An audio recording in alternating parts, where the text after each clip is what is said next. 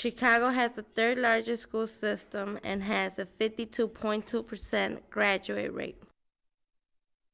3 out of every 10 in the nation fail to graduate. 1.2 million public high school students drop out every year. Students in the city of Chicago are 30% more likely to drop out than in suburban 3 out of areas. every 10 in the nation fail to graduate. 1 out of 2 African Americans graduate in 4 years. 1.2 million public high school students 45% of drop out every CPS year. students have dropped out. But we are not just numbers or trending statistics. We are in fact people who aspire to become something better despite the challenges we face.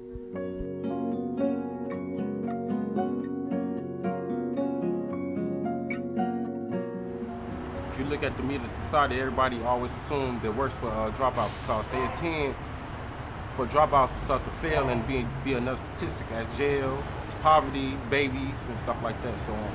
So what were the reasons why we dropped out? I ended up dropping out of high school for a lot of things, but one of the main ones was family problems. Had a lot of issues, family emergencies, made me miss a lot of time out of school, a lot of time I couldn't catch up on. Wasn't challenged, I wasn't motivated to do anything, so it kind of felt just out of the norm, because usually I do go to school. Well, because of the gang banging and, you know, people steady telling me, you know, I'm a GD or a SD, some kind of gang banger, and coming out my head all the time, and I never bring my work home. Had to always watch my back walking home. Even when I was on the football team and stuff, you know, people would always come over there and pick with the football players and stuff like that, you know. And one time it got so bad where a team member actually got shot while we were practicing. Our research shows most people would rather drop out of a regular high school and attend an alternative school. And I always thought alternative high schools were really, really bad, like that one, because they have a lot of bad people in there. Well, before I thought it was going to be all, you know, bad or whatever, but all of them, like bad schools and stuff, like just bad. I thought there was going to be the worst of the worst students in there. Alternative school just for bad kids, you feel me? I thought all the bad kids went there. You know what I'm saying? Every kid who was bad went there. Bad schools, like where all the kids who were in jail. And it's really, really bad. These kids are criminals. They come from juvie straight up. For gangbangers, for people with drug addicts, for people that, you know, are in jail and who fight a lot, just people get in trouble. Dumb kids or kids with behavioral problems. I didn't want to get stabbed in the face with a pencil or anything. Basically wilding out.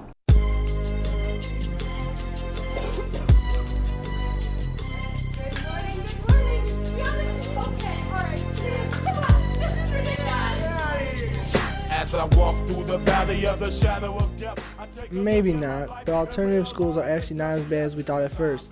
They can help you get your diploma and you can be on your way. So, you know what I'm saying, it was good for me because now I'm getting all A's and B's, you know what I'm saying. I'm doing all my work, I'm doing good, I'm participating in a lot of things, so alternative school was very good. So just pick the right one, like West Town, you know what I'm saying, we very good. And I love my school though. I got a chance to have a whole new reputation.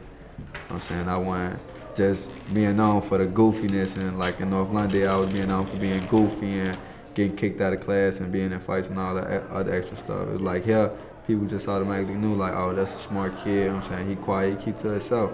That's what I wanted to be known for to begin with. Yeah, at first they want to judge me and say, you know, that, oh, you must be a bad kid to go into alternative high schools, telling me that, you know, you must have did something, you had to be, you know, you were gangbanging or drug dealing or something up in that school, or just not going to the school basically, you know, ditching all the time. And it wasn't nothing like that. Just people, you know, they judge their book by the cover instead of getting to know the person first. Personally, I can't actually comprehend well with like 40 kids in one class. All of them talking, and this teacher gotta go to every last one of them. By the time she get to me, I don't understand. If anything, I think just the simple fact that it gave me time to realize like the seriousness of the situation and how serious it was for me to get an education and come back to school and make something out of my life. Because at the time, I really didn't care, you know? Like, I didn't care, like, whatever, blowing it off, but it gave me time to reflect on everything that was happening around me, and all my friends were getting locked up, and just so many things were happening around me that's like, I was going down the wrong path, basically.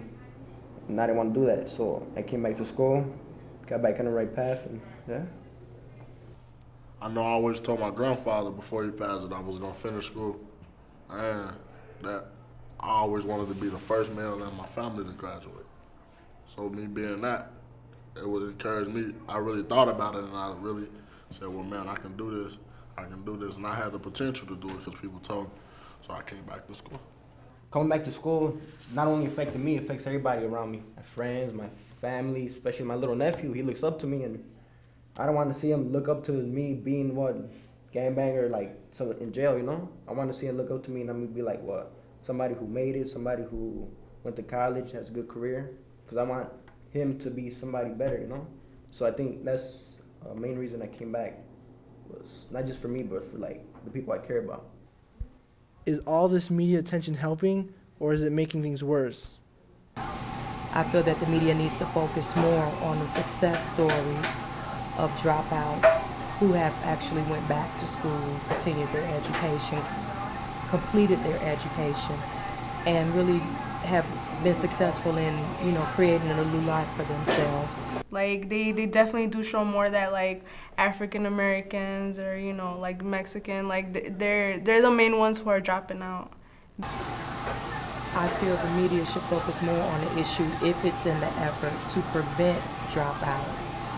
Many times with the media, when we watch the news or look at TV, they're emphasizing the dropout rates and they're like publicizing the negative side. But I would like to see the media actually, so to speak, flip the script and say we're using this information as a learning tool.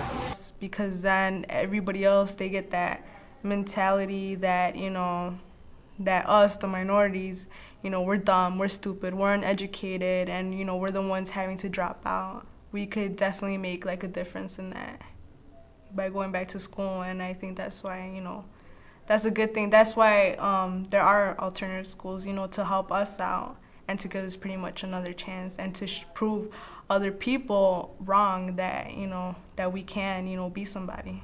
You can't give up on this part of society. You just can't. These aren't throwaway kids.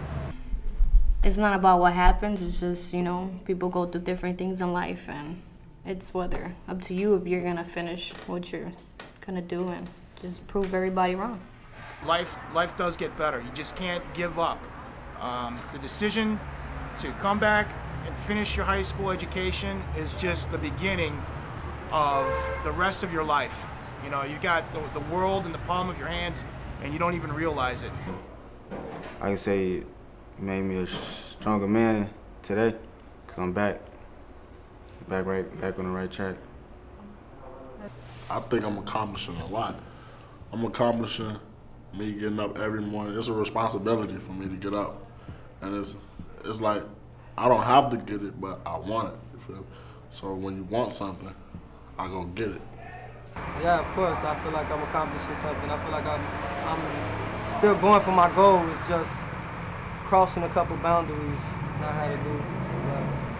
I wouldn't change it because I think everything that I went through and experienced has shaped me to be the person that I am today. And one thing I've learned is you learn nothing from comfort.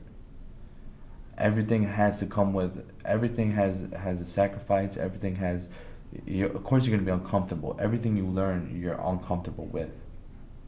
And that's what helps it stick, is being uncomfortable. Yeah, it makes me feel better about myself knowing that I'm doing something with my life and not just laying around and falling into the streets and gangs and all of the above. We are who we are. We are who we choose to be, but we will never be just a statistic.